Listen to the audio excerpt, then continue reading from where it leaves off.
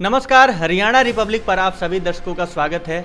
आज हम आपको एक ऐसे व्यक्तित्व से रूबरू करवाने वाले हैं जिनके बारे में जानकर आपको भी काफ़ी खुशी होगी और उनसे काफ़ी कुछ आपको सीखने को मिलेगा। हम बात कर रहे हैं धर्म सिंह छोक्कर, जो कि समालखा से विधायक हैं। कांग्रेस पार्टी से अकेले इन्होंने भारी बहुमत से जीत दर्ज करवाई थी। उस समय बीजेपी की लहर थी, बावजूद इसके इन्होंने इतनी भारी बहुमत से जीत दर्ज करवाई। आप इनकी लोकप्रियता का अंदाजा लगा सकते हैं कि जनता इनसे कितना प्यार करती है। आज हमारे साथ हैं ये। तो सर, सबसे पहले आपका रिपब्लिक पर बहुत बहुत स्वागत है। धन्यवाद, थैंक यू सो मच। बिल्कुल, विधायक बने आप, काफ़ी कठिनाइयों का सामना भी करना पड़ा, क्योंकि उस समय आपने देखा जो विपक्षी आपकी पार्टी है उसकी लहर काफ़ी ज़्यादा थी। उस समय क्या कुछ उतार चढ़ाव का सामना करना पड़ा और जनता का प्यार आपको किस तरह से मिला? देखिए, मैं 2009 से पहले आपका स्वागत है। 2009 से 14 तक 2009 में जनता ने मुझे विधायक चुना और 5 साल मुझे सेवा करने का मौका मिला। कांग्रेस की सरकार थी। 5 साल जो मैंने कार्य किए अपने में रिकॉर्ड था। चाहे इसमें बापली में गवर्नमेंट कॉलेज की स्थापना हो, बिहोली में केंद्रीय विद्यालय की स्थापना हो, कस्तूरबा गांधी बालिका विद्यालय जलवाना में हो, साजपुर में गवर्नमेंट मॉडल आरओ स्कूल हो, बापुली में आईटीआई हो, तुलकाना में आईटीआई हो, जितने एजुकेशन, जितने स्कूल अपग्रेड कराए, जितने समय कॉमर्स साइंस लेकर मैं आया, शिक्षा के क्षेत्र में मैंने बहुत काम किया। और चाहे दूसरे स्पोर्ट्स के क्षेत्र में मैंने करीब अपने कार्यकाल में 23 स्टेडियम बनवाए, 67 सड़कें, जो कच्चे रास्ते थे खेतों के, वो पक्के करवाए, जिससे किसानों बहुत लाभ हुआ, ज़मीनों के रेट बढ़े। जैसे जमुना के पुल पर मैंने करीब 103 करोड़ रुपए का लागत का पुल, जो यमुना नदी सबसे लंबा पुल बनवाया। पावर हाउसेज बनवाए, 15-16 मैंने पावर हाउसेज बनवाए। CHCयाँ, PSCयाँ, स्टेडियम, पावर हाउस, गाँव की फिरनियाँ पक्की, एजुकेशन में हर सेक्टर में मैंने डेवलपमेंट कार्य कराए। बिल्कुल, जनता आपसे काफ़ी कुछ उम्मीद लगा के बैठी है और वो सोचती है कि हाँ, धर्म सिंह छोक्कर वो नेता बनेंगे जो शायद आज से पहले ऐसा कोई नेता ना आया था, ना आएगा। जनता को क्या कहेंगे आप?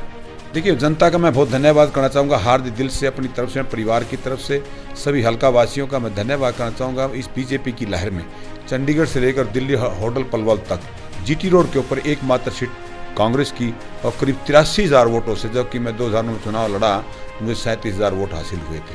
लेकिन अब 83,000 मुझे वोट हासिल करके एक अपने आप में रिकॉर्ड स्थापित किया।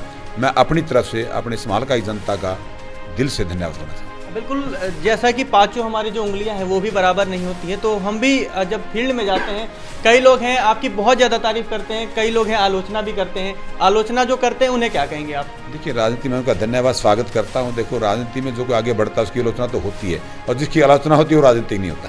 लग रहा है कि कहीं ना कहीं आपकी लोकप्रियता वो काफ़ी ज़्यादा बढ़ती जा रही है, जिस कारण बस ही कुछ लोग हैं आपको बदनाम कर रहे हैं। हाँ ना, बदनाम। देखो, मैं तो एक बात कहना चाहूँ, मैं बेबाक आदमी हूँ। मैं ईमानदारी से, मैं जो आदमी में क्वालिटी होनी चाहिए, इंसानियत, शराफत, मेहनत, ईमानदारी, काम करने की सोच, और जो भी चीज़ें क्वालिटी होती है लीडर में, एक ज़बान का धनी, जो मैंने आज तक, जो मैंने कॉन्स्टिट्यूंसी में जो मैंने कहा वो करके दिखा। मैं एक ऐसा एकमात्र सेवक हूँ जनता का, जो मैं स्टेज के माध्यम से कह सकता हूँ। अगर कोई भाई, मैंने अपनी ज़बान से कोई बात घोषणा की हो और वो काम नहीं हुआ हो, तो खड़ा होगा मुझे कह दे, मैं राजनीति छोड़ दूँ। मैं उस टाइप का करेक्ट का इंसान हूँ। बिल्कुल, पहले देखा जाता था जो राजनेता होते थे वो केवल 3 मुद्दों पर ही लड़ते थे, रोटी, कपड़ा, मकान। लेकिन आजकल युवाओं को सबसे पहले रोजगार, अच्छी शिक्षा, और इसी के साथ जो महंगाई बढ़ती जा रही है वो कहीं ना कहीं मिडिल क्लास लोगों के ऊपर एक भारी दबाव बना रही है। आपका जो मुद्दा था, मेन मुद्दा, किस मकसद से आए थे और आपका जो ड्रीम प्रोजेक्ट है वो क्या है? देखिए, मैं रोज़गार का बड़ा प्रायोरिटी रखी। मैंने 2009 से 14 के जो कार्यकाल में, मेरे कार्यकाल में करीब 2200-2300 करीब नौकरियां योग्यता के आधार पर लगाई गई हैं। और ये सरकार कहती है, ढंढोरा पीटती है, हम पारदर्शिता है। इसमें क्या पारदर्शिता है? HSSC के पेपर लीक कितने हुए, SPSC में तो बड़ा घोटाला हुआ। शर्म आनी चाहिए। पारदर्शिता से तुलना करते हैं। मैं तो कहता हूँ सरकार को एक दिन भी खुद सरकार ने इस्तीफा दे देना चाहिए, क्योंकि नैतिकता के आधार पर, क्योंकि आज ये पारदर्शी ढंढोरा पीटते हैं। हमारी सरकार में योग्यता के आधार पर नॉन मेरिट नौकरियां मिलती थी। ढंढोरा पीटना ये बिल्कुल जनता के सामने खोखली हो चुकी है। आज हमारा युवा बेरोजगार बिल्कुल बेरोजगारी चरम सीमा पर है। आज योग्यता बच्चे पढ़े लिखे बहुत ज़्यादा हैं, कोई टेक्निकल है, कोई बीटेक है, एमटेक है, बीएससी एमफिल पीएचडी लड़कियां रोड पे घूम रहे, मुझे शर्म आती है। लेकिन मैं कहना चाहूँगा इसमें व्यापारी कर्मचारी सब हर वर्ग दुखी है।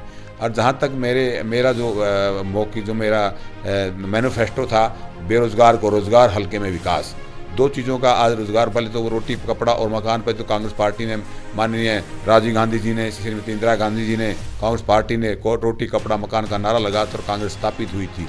आज बीजेपी के जो डंडोरे हैं, खोखले वादे हैं, रॉकेट की तरह जो चीज़ ऊपर जाती आती इस तरह है। अब इनका समय आ चुका है और पूरे इंडिया, पूरे हिंदुस्तान में इनको किसानों का बिलों की वापसी। किसानों के बिलों के ऊपर मैं आपसे पूछना चाहूँगा, सरकार ने तीनों कृषि बिल वापस कर दिए, लेकिन इसके बावजूद भी किसान है वो बॉर्डर से पीछे नहीं हट रहे, क्या कारण मानते हैं? किसान सच्चा है, किसान डटा हुआ, हक बनता किसान का। सभी पार्टियां, कांग्रेस पार्टी इसके समर्थन में उतर के आई थी। क्या एक ही बीजेपी सरकार किसान समझते ऐसी है? क्या सब विरोधी हैं? आप पूरे हिंदुस्तान की सभी पार्टियां किसानों के साथ खड़ी थी, सिर्फ बीजेपी पार्टी के खिलाफ थी। अगर इनको बिल वापस थे, इनको गलत नहीं तो वापस क्यों लिए? ये लगता नहीं है कि किसानों का राजनीतिकरण हो चुका है? किसानों का कोई राजनीतिकरण नहीं हो चुका है। देखो, मैं कहना चाहूँगा आप लोगों से, इसका हक है, राजनीतिकरण बिल्कुल भी नहीं है। अगर राजनीतिकरण तो हम इतने ट्रैक्टर लेके चले जाते कांग्रेस के विधायक एनसीआर में, इनको समझ में नहीं आना था, लेकिन हमने उनको समर्थन दिया, उनकी हमारा हक बनता, हम किसान के बेटे हैं। किसान विधायिका अलग है, किसान अलग है, किसान पहले है। किसान भूखा अन्नदाता है। ये तो किसानों का तो अंग्रेज भी झुक गए थे, इनकी तो हिम्मत क्या थी, लेकिन झुक गए, सच्चाई थी, किसान सच्चा था। आज किसान क्यों डटा हुआ है? आज हमारी एक ही तो मांग है, हमने कहा तीनों कृषि बिल वापस ले लिए। हम कहते हैं एमएसपी कानून बना दे। एमएसपी जो है, हम क्या चाहते हैं, गवर्नमेंट जो रेट निर्धारित करती है, एमएसपी का मतलब क्या होता है, जो सरकार अपनी मर्जी रेट निर्धारित करती है, चाहे कुछ भी कर दिया, 1000, 2000, 5000। हम कहते हैं किसान की डिमांड क्या है, एक सच्ची साफ सुथरी डिमांड है। अब इस पर कानून बना दिया जाए, ताकि जो ये बेबाक जो ना, जो बड़े बड़े उद्योगपति हैं, अंबानी, अदानी, टाटा, जो वेयर हाउस बनाए हुए हैं किसानों की जिन्नस को मिट्टी के भाव खरीदने के लिए, उसके एमएसपी रेट से अगर कोई उद्योगपति कोई चीनी को, धान को, फसल को कम खरीदे, उसके खिलाफ सजा का प्रावधान हो। ये तो चाहते हैं कानून में, क्या लिखना है इनमें? ज़्यादातर राजनेताओं का इंटरव्यू होता है, वहाँ मैं एक सवाल जरूर किया करता हूँ उनसे, आप अपने कार्य से संतुष्ट हैं? मैं बिल्कुल अपने कार्य से बिल्कुल 100% संतुष्ट हूँ।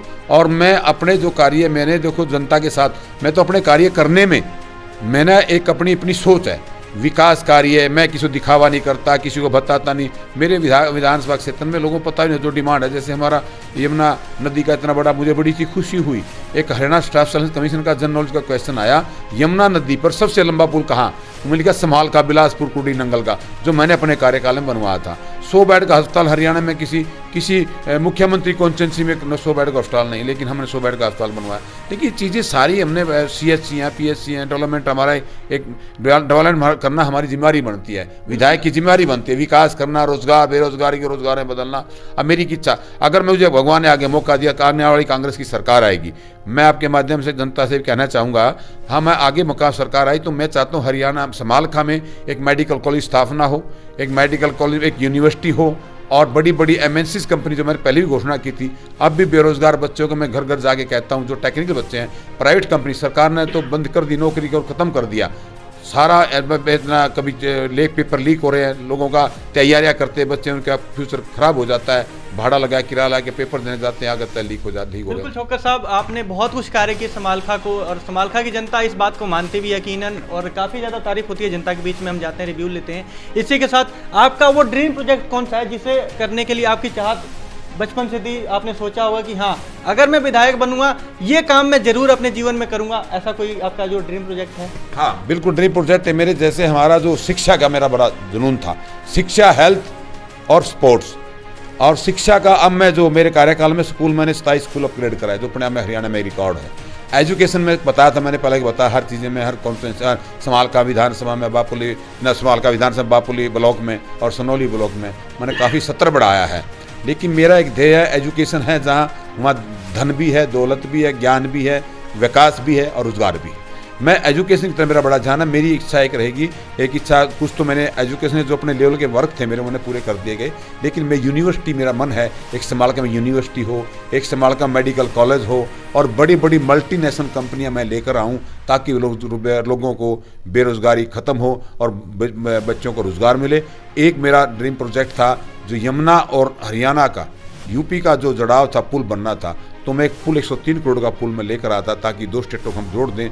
तो मेरी एक इच्छा थी, एक मेरी इच्छा हो रहा है, कभी सरकार आई मौका दिया मैंने जो यमुना से दिल्ली तक यमुना एक्सप्रेस हाईवे निकालने का, जो यमुना के साथ साथ बांध बना हुआ है, उससे 2 फायदे होंगे। फ्लड में जब बाढ़ का पैसा, फ्लड ग्रांट आता है गवर्नमेंट ऑफ इंडिया से, तो वो ग्रांट हर साल 5 करोड़ 7 करोड़ 10 करोड़ आता है। इतना पैसा हर साल आता, ठोकरों बनाने में बांध की रिपेयर करने लग जाता है। तो मैंने पिछले विधानसभा सत्र में आग्रह किया था सरकार को, भाई यमुना एक्सप्रेस वे बना दीजिए ताकि बांध भी पक्का हो और ये जो ट्रैफिक है यहाँ का वो डाइवर्ट से यमुनानगर से पंचकुला सीधा दिल्ली निकल जाए। ये मेरी एक इच्छा है, मैं विधानसभा में उठाऊंगा और सरकार आई तो मैं पूरी कोशिश करूंगा। ये मेरा अगला प्रोजेक्ट है। बाकी तकरीबन मोटे मोटे काम जो मेरे माइंड में थे तकरीबन हमने पूरे कर दिए। तो देखा आप सबने, ये हमारे साथ लोकप्रिय नेता धर्म सिंह छोक्कर थे, जिन्होंने बखूबी बताया कि कार्य है करने की जो सीमा है वो कभी ख़त्म नहीं होती है और मरते दम तक जनता की सेवा में मैं तैयार रहूँगा। आज की वीडियो कैसी लगी कमेंट करके बताएं और जो हरियाणा के दर्शक देख रहे हैं, आप अपना प्यार इसी तरह से बनाए रखें। फिलहाल आपने देखा, आज हमने एक ऐसी शख्सियत से आपको रूबरू करवाया जिनके बारे में जानकर आप भी काफ़ी ज़्यादा मोटिवेट होंगे। वीडियो जर्नलिस्ट धर्मेंद्र इंसा के साथ मैं पवन शुक्ला, हरियाणा रिपब्लिक।